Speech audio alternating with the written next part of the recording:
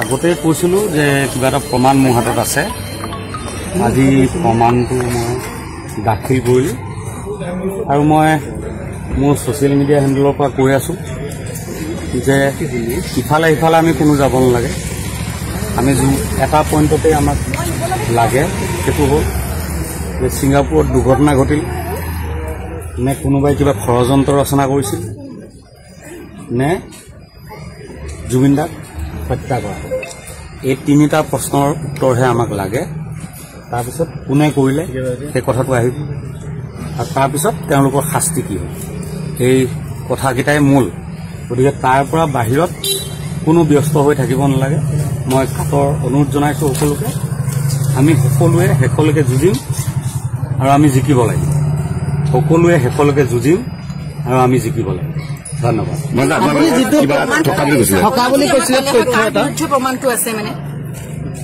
এতিয়া গোটেই তথ্য যদি সদৰি কৰোঁ তেতিয়া কি হ'ব, দোষী মানুহবোৰ বাহিৰে ভিতৰে নাই জানো, তেওঁলোকে তাৰ প্ৰতিকাৰৰ ব্যৱস্থা নল'ব জানো। গতিকে কোৱা উচিত নহয়, আপোনালোকে সোধাও উচিত নহয়। SITক মই যি জনাব লাগে জনাই থৈ আহিছোঁ।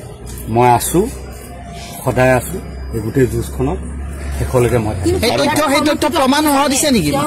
প্ৰমাণ সহ দিয়া হৈছে নিশ্চয়। মই কাৰো নাম মেনশ্যন নকৰোঁ। গোটেই ঘটনাটোত আজি ৰাইজে কাৰ কাৰ তদন্ত হোৱাটো বিচাৰিছে। অনুষ্ঠানটো কোনে অৰ্গেনাইজ কৰিছিল তেওঁলোকক বিচাৰিছে। জুবিন দাৰ লগত কোন কোন গৈছিল তেওঁলোকক বিচাৰিছে। আৰু সেই বিশেষ দিনটো তেওঁৰ লগত কোন কোন আছিল তেওঁলোকক বিচাৰিছে। আৰু তাৰ আগনিশা কোন কোন আছিল তেওঁলোকক বিচাৰিছে। ইমানখিনিয়ে নহয় জানো কথা। গতিকে ইমানখিনি হৈ লওক, গোটেই মানুহখিনি আহি লওক। চৰকাৰে চেষ্টা কৰিছে আৰু যিমান ৰাইজে যিটো আশা কৰিছে চৰকাৰ সেই ক্ষেত্ৰত উত্তীৰ্ণ হওক। ৰাইজে বিচৰা ধৰণে সকলোকে আনক, সকলোৱে নিজৰ নিজৰ ষ্টেটমেণ্টবোৰ হেৰি কৰক। যিমান পাৰে খৰতকীয়া কৰিব লাগে কথাবোৰ। ৰাইজ অলপ অধৈৰ্য হৈছে, কিন্তু আমি জানো বিচাৰ প্ৰক্ৰিয়া সদায় দীঘল হয়, কিন্তু হ'লেও ৰাইজৰ জুবিন গাৰ্গৰ ক্ষেত্ৰত অলপ বেলেগ হৈছে। গতিকেলৈ সেইটোৱে আশা কৰিছোঁ আৰু মই কথা দিছোঁ, মই আছিলোঁ, আছোঁ আৰু থাকিম। মই কাৰো বিষয়ে আজি একো নকওঁ। আপোনাক মাতিছে নেকি আকৌ? মই আকৌ আহিব লাগিব। মই কাৰো বিষয়ে একো নকওঁ। মোৰ ব্যক্তিগত মতামত একো নাই। যদি মই যিদিনা ভাবিম যে মানে যিটো বিচাৰ প্ৰক্ৰিয়াৰ জৰিয়তে কথা হোৱা নাই, সেইদিনা মিডিয়াক মাতি মই নিজে কম। অভিযোগ উত্থাপন হৈছে বিষয়টো তদন্ত প্ৰক্ৰিয়াটো ৰাজনীতিত সোমাই পৰিছে বুলি বিভিন্ন মহলত চৰ্চা হৈ আছে। জুবিন গাৰ্গক লৈ ৰাজনীতি কৰাৰ দম অসমত কাৰোৰে নাই। খালি জুবিন গাৰ্গক লৈ ৰাজনীতি কৰা বুলি কোনোবাই বেলেগ ৰাজনীতি কৰি নাথাকিলে ভাল পাম। আপোনাৰ কামখিনি বহু কথাটোতো আমাক দৰকাৰো নাই নহয়। আমাক মূল কথা কি লাগে, মই ক'লো নহয় মূল কথা কি লাগে। বহু কথা ক'লে জুবিন গাৰ্গৰ ইমান এটা বৰ্ণময় জীৱন, হাজাৰ বিজাৰ ঘটনা উপঘটনা থাকিব, সেইবোৰ উপন্যাস হ'ব, তেওঁ বায়'গ্ৰাফি হ'ব, সেইবোৰ কথা বেলেগ। পঢ়ি ৰাইজে আমোদ পাব, সেইটো বেলেগ। বিচাৰ প্ৰক্ৰিয়াৰ কাৰণে আমাক মূলতঃ কি কি কাম লাগে? এক, ছিংগাপুৰলৈ কোনে মাতিছিল? 2, ছিংগাপুৰলৈ লগত কোন কোন গৈছিলে? 3, সেইদিনাখন পাৰ্টীৰ আগনিশা ক'ত আছিলে, কোন কোন আছিলে, কি খাইছিলে, পিছদিনা কোন কোন গৈছিলে, কি খুৱাইছিলে? 4, ইমানবোৰ ভিডিঅ' আহিছে যে শেষৰ ভিডিঅ'টো ক'ত? শেষৰ ভিডিঅ'টো ক'ত লুকাই আছে? অসমবাসীয়ে চাবলৈ পাব লাগে। সেইটো তেওঁ পোষ্টমৰ্টেম ৰিপৰ্টতকৈ তাৎক্ষণিকভাৱে দৰকাৰী কৰিছে। যিটো ৰেকৰ্ড হৈ আছে কাৰোবাৰ মোবাইল, নিশ্চিতভাৱেতো ৰেকৰ্ড হৈছে নে অকল সেইখিনিয়ে নহ'ল, বাকী চব হ'ল মই নাজানো। এতিয়া বাকীবোৰক চালে বেয়ে কোবাই থাকি সময় নষ্ট কৰাৰ বাহিৰে একো নহয়। শ্যামকানু মহন্তৰ ঘৰৰ পাৰ্টিলৈ কোন গৈছিলে সেইটো বৰ ডাঙৰ বিষয় নহয়। ডাঙৰ মানুহ পাৰ্টিলৈ মাতিলে সৰু মানুহ যায়।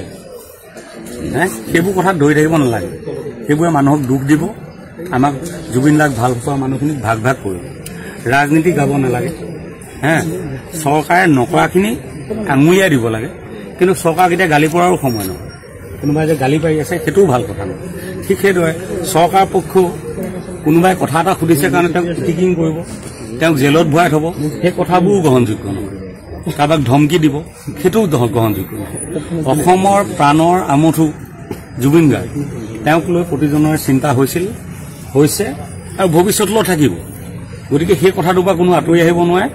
আমি আঁতৰি নহাটোতো কথা দিলোৱে, কথা নাই, আমি সদায় থাকিম আৰু সকলো পক্ষকে সেইটোৱে অনুৰোধ জনাইছো। আপোনাৰ কৰ্মকাজী শলাগিছে বহুতে, আমি বাতৰি দেখি কিন্তু বহুতে কৈছে যে জুবিনদাৰ প্ৰকৃত বন্ধু আছিল আৰু মানুহৰ কথালৈ মই নাযাওঁ, মই নিজৰ কথা মতে চলিছো, জীৱনটো নিজৰ কথা মতে চলিম। মানুহে কোনোবা দিনা মোকো খুব গালি পাৰিব, মানুহে কোনোবা দিনা মূৰত তুলি ল'ব। জুবিনদাৰ ক্ষেত্ৰতো একেই হৈছিলে, কোনোবা দিনা ঢেৰ গালি পাৰিছিলে, কৰা নাছিলে জানো? প্ৰথম সাংবাদিকে দেখোন জীৱনত তেওঁ প্ৰথমবাৰৰ কাৰণে বয়কট কৰিছিলে, অসম সাহিত্য সভাই তেখেত আজি অসমৰ প্ৰাণৰ শিল্পী হিচাপে প্ৰতিষ্ঠিত হ'ল, হয় নে নহয়?